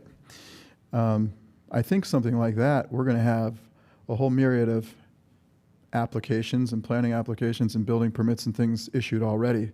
So it'd be kind of like you can track it all at one time. It's not like someone's going to come year after year, I'm going to replace the bathtub this year, and next year I'm going to fix this posts. I mean, I could see how that may be tedious, but the moral of the story here is that it would be, the council gets to set the parameters through the advice of the historical committee. We can make this thing as complicated and as cantankerous as we want, or we can make it very easy. And it seems like the discussion is, well, it's going to be so much work. But the reality is, Montessorino has it. Montessorino has a B ordinance that we're borrowing, and we got that thing coming up on our agenda pretty quickly in about 6 months. So I don't understand why we'd be so afraid to, approach this, or at least keep an open mind towards it. And I'm going to call on Councilmember Spector, or Councilmember Sayak. Councilmember Spector's not there. Just so, again, I want to understand process. Tonight is just a discussion so that staff understands if there's even interest, and it has to be unanimous interest. One of the key things that I've mentioned already, I mean, I understand the intent, just speaking right now, I appreciate the intent, I can support it, but I want to make sure I understand the unintended consequences. We still have to notify all the agencies that are affected by that. So to have that discussion and to actually have that communication with all the district agencies that receive it requires unanimous decision to move forward. Is that correct? Yes, really, we're looking for a yes, no. I think, clearly historic preservation is a wonderful element to Los Gatos. We're really blessed with all the investment that our homeowners have given and our commercial property owners have given to what they already own, and it's wonderful. And I think there's a lot of different ways to achieve our historic preservation goals. I think we just want to make sure that as we consider the Mills Act as one of those options, that kind of what all the steps are. And that if we do institute it, we are essentially creating a new line of business, that CDD will most likely have either a vendor contract who's going to be administering this, or there'll be a staff person or a part-time staff person who will need to be doing the monitoring, because it's a commitment. We're making a contract for 10 years, and we need to be able to uphold our side of that contract. And we need to be able to report every year to the state what we've done, et cetera. So it is workload. So I don't want our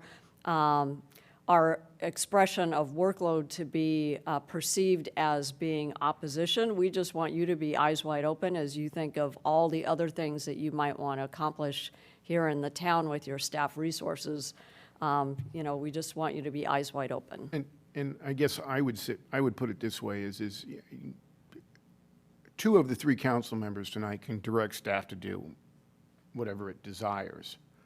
What I don't want to see is have staff, if there's a council member that doesn't need to see any more information and knows that they're opposed to the Mills Act, to continue down that path, because at the end of the game, you're going to need all three of you to vote on the ordinance to move forward on this. And so but technically, yes, two out of the three can direct staff to do further research, do further information, and to bring that back. Just understanding that, I hate to go down that path if in fact we're not even going to get there in the end. Okay.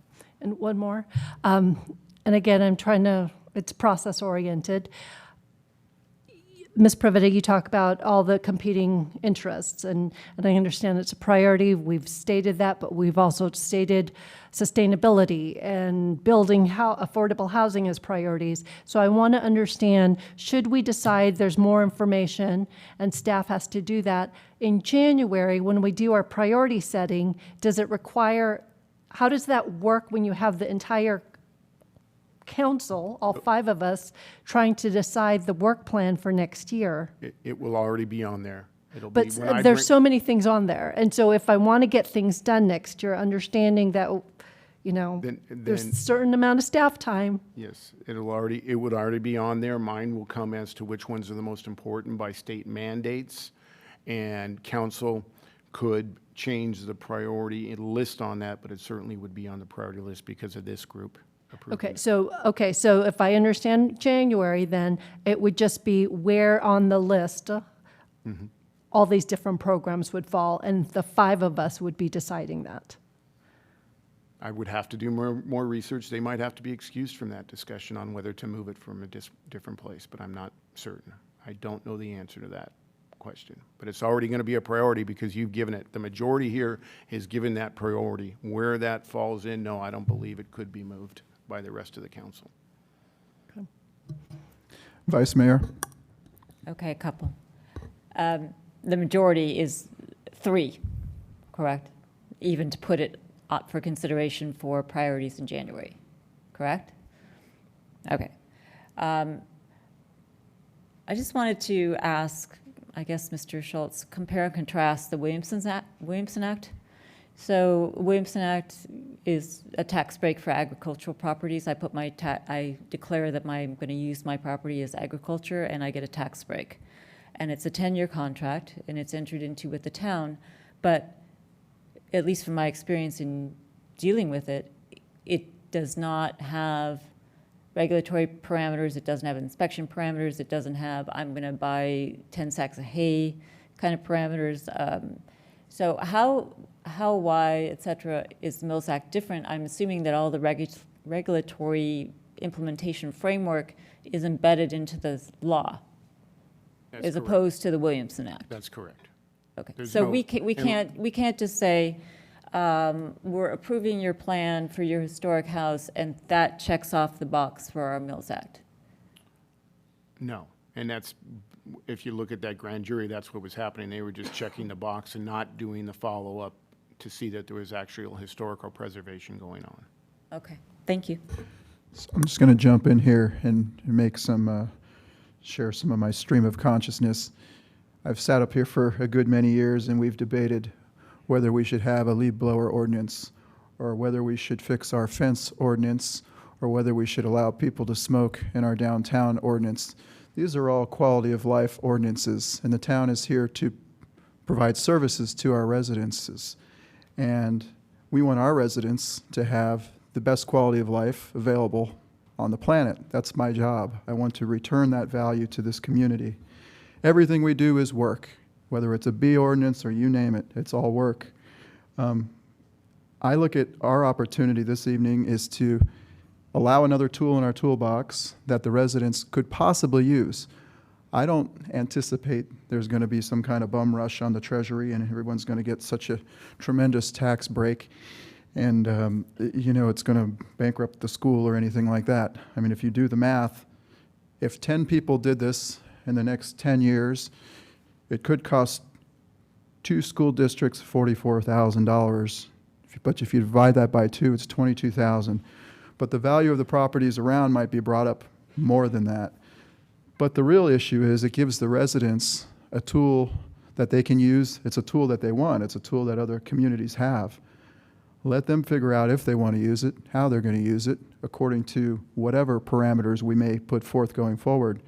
But to essentially deny them something that they're asking us for, and all of these other surrounding, Saratoga, Campbell, Monte Sereno have it, and we're sitting here after all these years, after our '89 earthquake, we don't have this thing. It represents a question like, why? Why has it gone all these years?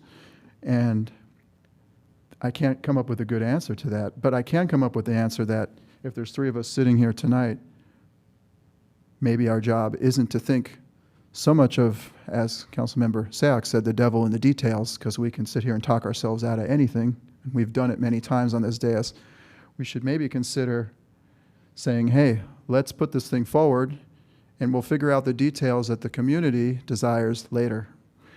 We can make it worth everyone's while, I think. We can make it worth staff's while. We can make it worth the community's while. We can make it worth the residents' while, and put forth a really well thought out version of the Mills Act according to how we would like to see it tailored.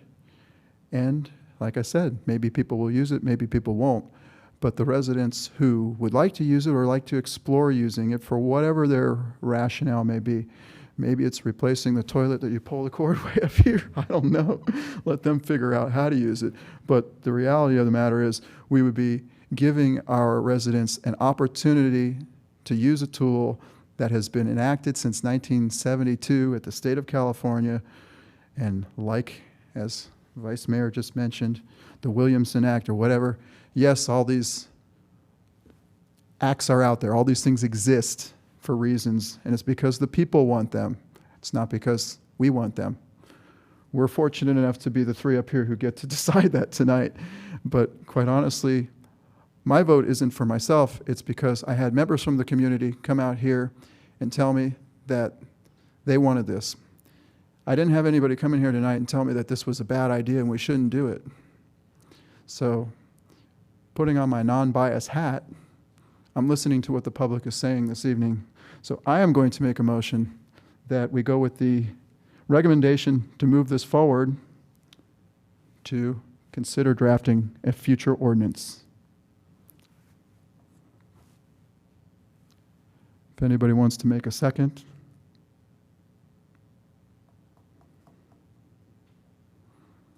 Councilmember Sayak?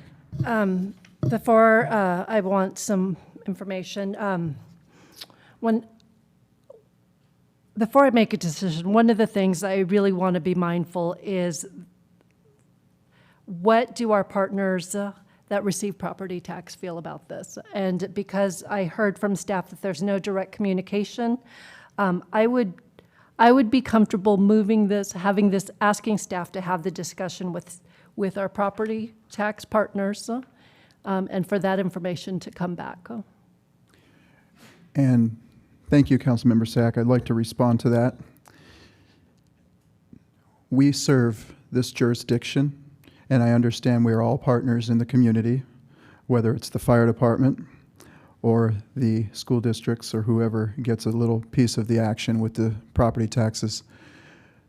But we are here to decide on behalf of the Los Gatos residents who live under the body that we were elected by them to legislate under. I would not want any part of my decision to be based upon, if I was sitting on the school board and somebody came and said, adopt the Mills Act, I would have to listen to what they were saying. But I'm not on the school board, so I would not make my decision based on any other agencies because I serve on this agency and I represent the people in this audience who came forward. So that's how I am viewing this. I would view your comments as, I appreciate them, but I would overall be hesitant to consider that based on my, not representing those organizations.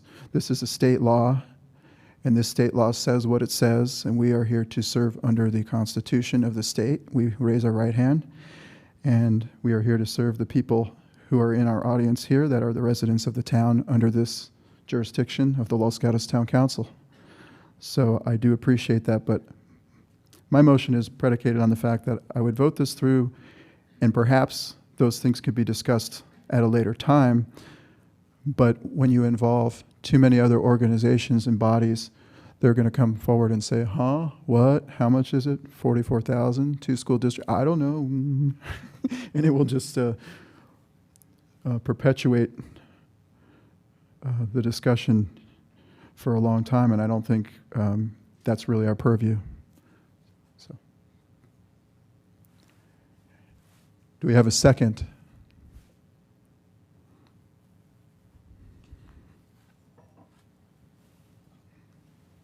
Motion dies for lack of a second. Any other motions, or we just go home? Vice Mayor? I may save motions by what I'm going to say. I appreciate that all of you are interested in moving forward with adopting an act that's been on the books in California and available to Los Gatos for 47 years. The town has a lovely historic district and recovered, downtown district, and recovered after the earthquake without the Mills Act. It has a historic preservation committee. It has historic ordinances. It has historic guidelines. And it has done a really good job of maintaining its historic properties throughout the 47 years that the Mills Act has been in existence. Mayor Leonardis talked about representing the people in this room. As a council person, all of us should be representing everyone who lives in Los Gatos. Everyone in Los Gatos does not have a historic property. Everyone in Los Gatos does not benefit from this. Mayor mentioned leaf blowers and smoking. They come at no cost to the town and benefit everyone. Ms. Summers said we might lose a few tax dollars. Yet if you, any of you in the audience, I think a couple of you have come to a lot of our council meetings. For example, every year we hand out grants. We have a total available to us of $170,000, I think it is, or $120,000, which is just over the amount that we would lose, according to the chart that was brought up, to spend on those programs. People asked for $3,000, $5,000, $10,000. The Chamber of Commerce asks us for $20,000. If we lose $112,000 a year, we don't have that money. And it's not going to fire, it's not going to police, it's not going to schools, which can benefit everyone. You talked about construction costs. If I don't live in a historic house, my construction costs have gone up. I still have to maintain that house, and if somebody makes their house nicer in my non-historic district, my property taxes can go up. So I appreciate that it's a benefit to those who own historic properties. But as Ms. Kaplan-Javi said, she made the choice to buy that house, and she appreciates putting her money into it to make it nice. And that's a personal decision that she makes for her. Now, maybe it benefits her neighborhood, just like if I fix up my house, it benefits my neighborhood. The property taxes go up if I keep it in good repair. So the problem that I have is that this is something that's specific to a particular set of property owners, not necessarily a benefit to the entire town. And while I appreciate you in the audience are shaking your heads and don't like what I'm saying, as an elected member of the council, I'm representing 30,000 people who don't get this benefit. And so in order to maintain those property tax revenues, in order to make sure that we are going, and I haven't even mentioned the fact that 4 out of the 5 council members have a direct legal conflict, and that this is not by no means an emergency. We're not dealing with something where the state says you have to do something right away. We're not having to enact something. We are making a discretionary choice to consider an item that has a direct potential financial benefit for 4 of the 5 council people. So we should step back and think about that. Shouldn't we be doing this at a time where people who are not conflicted can make this decision? And because we are not in any way, shape, or form in an emergency situation. We've been in this situation for 47 years and have struggled through. So given that, I mean, I don't want to discount the value of the historic properties. I appreciate it. And I appreciate the choices that people make and the investments they make, and they do benefit the town. But I don't want to allow that benefit to go forward at the expense of the rest of us for services, frankly, that can benefit all of us: pension benefits, school benefits, fire benefits, the other things that we've mentioned, public open space. These are all supported by property taxes, and they're supported at large, not by one individual who's getting a break. So I appreciate that this is an incentive for owners. It's an incentive that I think that the town doesn't need to adopt. I think a better approach is looking at all of our historic codes. One of you stood up and said they're not working. Well, let's see how we can make them work, because we have them in place. So rather than a financial incentive, let's see if we can streamline and eliminate some fees that go into it. Let's see if we can eliminate some review. Let's see if we can streamline that with a council that's all qualified to vote on that, that is not conflicted. So for that reason, I'm not going to support going forward. I will respond to some of the points that the Vice Mayor made. I think the part about the math, which Mr. Huizenga brought forward, was that our property taxes for the last 7 years have been going up $1.2 million a year. But if we had 10 homes that were about 1.8 million, and we only got, I think it was about, it was $10,000 collectively for 10 homes. So the comparison was made that this would only cost the town $10,000 in our property tax hit in a town where the property taxes are going up $1.2 million a year. So it was quite insignificant. So to use the loss of revenue as an argument, to me, doesn't appear to be a strong argument for ourselves. I think the idea of it benefiting the town is, if you're able to, as Ms. Catherine Summers brought forward, preserve the old Greyhound bus terminal. And as long as I've been living here, I remember those green tile, and I think it should stay that way. And if that owner is incentivized to keep it that way and keep the charm, that brings people into our community to spend money, to shop here, to want to hang out here, to enjoy our community. And that will bring up the whole community, and that will bring up more tax revenue probably than the small amount that the town would be giving up. When it comes to waiting for the opportune time when there are council members who do not have a conflict, well, that's why we drew straws, because unfortunately, I believe that being that a good majority of our town has historic homes in it, we will always have council members that are going to be conflicted.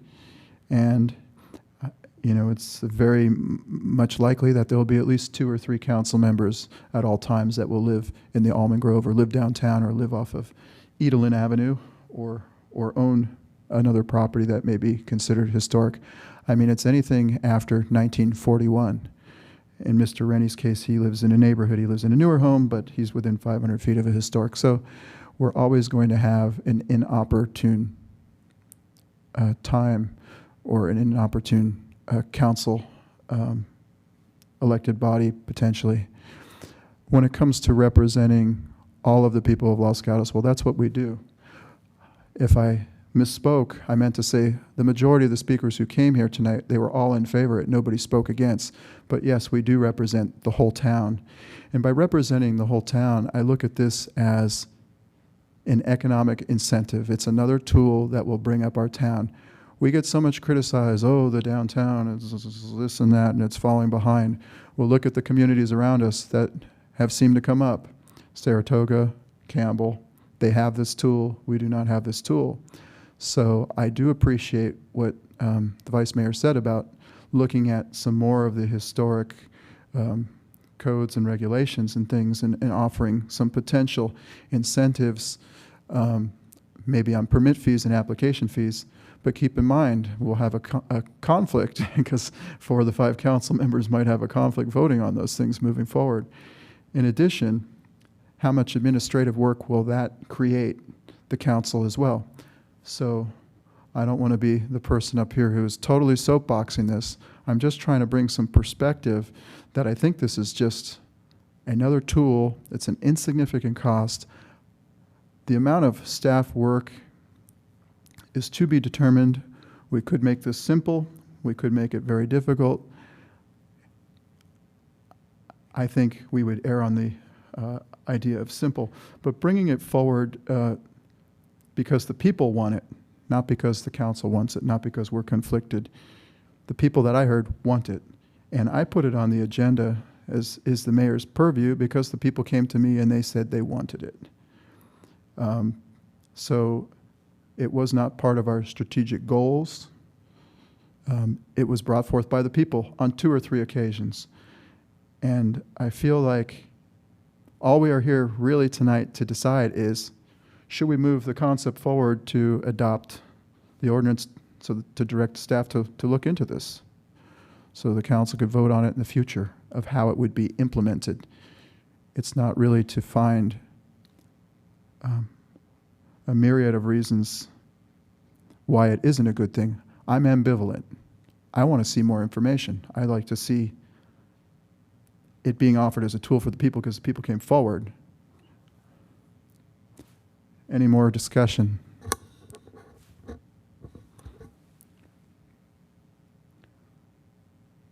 Again, I'll make a motion. We'll try it again.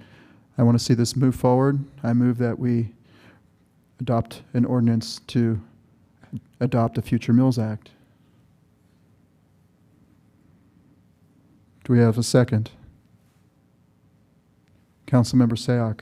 So again, Mr. Mayor, I think there's no ordinance that to be discussed. I think that that's what needs to move forward is what's the discussion.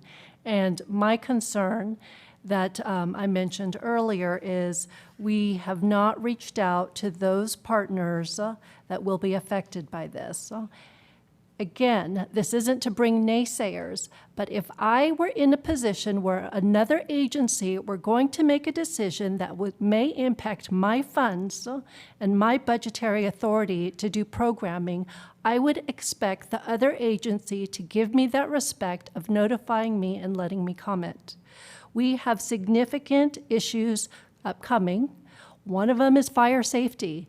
And yes, it may be just $44,000 that may affect the fire district, but I need to know beforehand What are the consequences of the fire district removing $44,000 from their budget? These are hypothetical numbers, first of all. I want to know from the school district, what will happen if we remove a certain amount of money from them? I see no harm in asking the question. And again, yes, we represent the town. These are our decisions. But I would expect someone in my position to reach out to me and ask me my opinion on matters that may affect my future funding and my future programming. So I'm willing to move this forward by having staff begin conversations, but without understanding the full consequences of giving 10-year contracts that may affect 10-year contracting for income, for tax breaks, I can't decide on what an ordinance should even look like. So I think what I'd like to do is to continue this item, and we'll get some more information from staff. I'm going to ask that we move to continue it, so I'll make a motion. And the direction would be, let's find out what the basis points are for the districts, whether it be the open space, whether it be the fire, whether it be the school district, on a hypothetical situation of up to 10 homes at $2 million per year. According to the data that we saw in the meeting, it was 1.8, but we'll round it up to $2 million. And also, it would be nice to see examples of our surrounding jurisdictions, ordinances, and what they are doing, bring those forward, so this council can make an informed decision, because I feel like what we are lacking here is information to decide. We're not trying to put any other agencies at a disadvantage, but there's a reason why everybody else is doing this. So I think if we can get that information, we can make a better informed decision. So I have a motion. Do we have a second? I would support that motion. Further discussion? Vice Mayor? I don't have a discussion. Okay. So do we get a clear motion, staff? Okay. I'll call the question. All in favor? Aye. Opposed? No. So the motion passes 2-1, where we will continue with more information. And with that, we are adjourned. Thank you very much for... Excuse me. Vice sorry. Mayor. Does this need to be continued to a date certain or just on whenever? Yeah, we're going to have to look at this in light of our other work priorities, because all the consultation with the various tax receiving agencies is quite a bit of work. And we would need to make sure that our communication is neutral, and, so we would have a fair amount of work just to think about how we have that conversation. We can certainly start gathering ordinances, et cetera, and I would recommend that we continue this actually to strategic priorities. I'm going to make one comment in response to that. I mean, we know what the breakdowns are. We get the pie chart. We know what everyone's percentages are. So we can basically take the example with the $2 million and figure out, based on 10 examples, exactly what the hits would be. So we can do a lot of the legwork for those agencies. So, Mr. Schultz? So we certainly can do that. I just want to point out that the chart that was given to you was based on the market value of homes, and that's not the way the Mills Act works. It's based on assessed value of the home, and then there's a capitalization value that you have to plug into that. So one of the things that the staff report didn't do is we didn't even use finance department to do all those calculations. So what you're really asking is the financial impact, not only on the town for these homes, but also from the other agencies. And that will take some collaboration with the other agencies to understand what their position is. But yes, there'll be much more graphs, and we can provide you with Campbell and Saratoga and other ordinances and programs, so you can see the length of those programs and where they're at right now. That would be fantastic. Palo Alto is right now going through a huge revitalization of their program because they couldn't get anybody to do their program. Because for one example is if you're actually going to take advantage of this property tax savings, they require that you have to have open houses to allow people to come into your houses to see the improvements, and most people didn't like that, so they would refuse to participate in it. But many towns and cities have that requirement, so that again is another program thing that you will have to decide. Thank you. Vice Mayor? Procedural question, Ms. Pavetti, you suggested bringing this forward to our January priority setting session. And so that's normally something that's done by all 5 council members. But given that the motion was to continue this hearing, doesn't it then have to continue as a separate question? It probably does, actually, so thank you for that correction. I think, I'm just trying to think of the staff who are available to create the analysis, make those high-touch contacts with the appropriate people in the agencies, probably at my level, CEO level of our partner agencies. And we just want to be thoughtful because we want to make sure that we do this in a neutral way so that way they are able to provide objective responses to the council. Councilmember Sayak? So understanding the staff burden this could play, a lot of the presenters mentioned that many of our surrounding neighbors utilize this. And I'm wondering if before any preparation has to happen, can you have the conversation, if they're familiar with the Mills Act, they're familiar with what it entails, how that affects and so can you have a higher level conversation without necessarily preparing graphs and getting into financial information? What I want to know is, what is the impact to them? Do they have strong reactions? Perhaps they don't, but we won't know until we ask. And I want to see if there's an opportunity to have that conversation without asking you to do all this work. First questions are going to be, well, it depends on your program. Are you going to have only 3 contracts like Saratoga and cap it at 3 and have no more than 3 homes? And are you capping the assessed value? Or are you going to allow this to be 800? We have 2,000 homes that are defined as historical structures, or over 2,000. Are you going to allow 2,000 homes? So, what's the process you're going to go through? That's probably going to be a lot of their questions before they just know, what the process is. But we could have those preliminary conversations with them. But I would not rely on the graph that was up there because it actually is a much more complicated formula. Understood. And using that example right there, if 3 contracts is where we seem to get minimal bristles, then that information should be shared with us. And maybe that feeds into how many contracts this council looks at. I just want to have a conversation. And I think that's what we do. I mean, we can start by saying that, that Campbell has it. The first time I heard Montecito, I knew Campbell had it, I knew Saratoga has it, I know Palo Alto has it, but I've never heard that Montecito, so we'll check on them. And that's the question to ask. Have you seen a decrease in your property taxes based on these other 3 cities and towns from the school districts from where they are? And that's the conversation we'll have. I also have a question. It's really up to us what percentages we allow as well. We set the parameters. So we don't have to give 90% or whatever, we can choose a higher percentage. So, looking what our neighbors are doing would be logical. And I think my original motion said 10 properties. I said about $2 million, 10. That's the information we're looking for.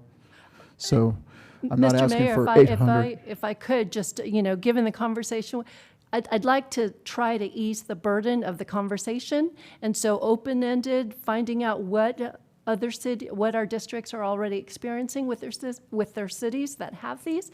I think that would be information that would be helpful to us without necessarily asking our own staff to prepare much work, whether it's these 10 hypotheticals at 2 million. Do you agree with that? I would agree, and I would think that staff had already that step had already taken place. We're here to talk about this tonight, and unfortunately it wasn't. That's why we're continuing it, so thank you. I provide you as attachment 2 the different assessed, if your property was assessed at $500,000, what that tax break would be, all the way up to $3 million. So those are in there, and you can see where the tax break increases as the assessed value goes up. Thank you. All right, I think that concludes our meeting. Thank you, everybody, for your participation. We are adjourned.